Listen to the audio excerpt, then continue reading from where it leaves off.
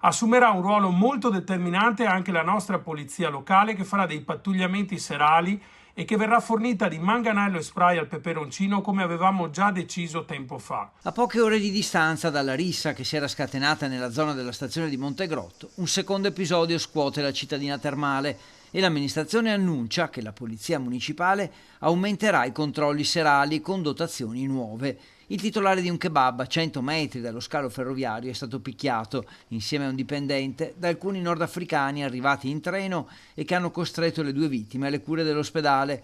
Ora stanno meglio, ma non sono al lavoro. Sul piano politico il sindaco chiede all'opposizione di non fare speculazioni.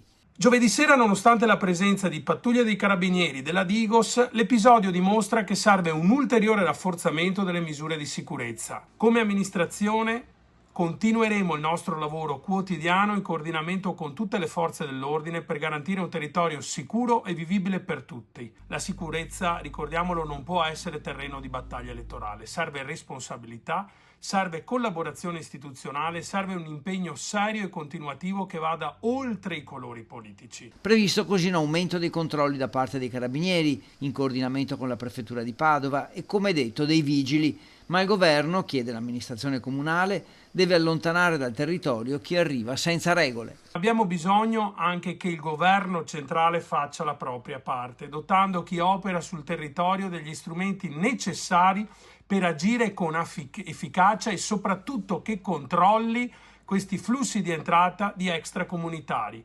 L'attuale governo ne ha previsti più di 1 milione in ingresso e questo dice già tutto.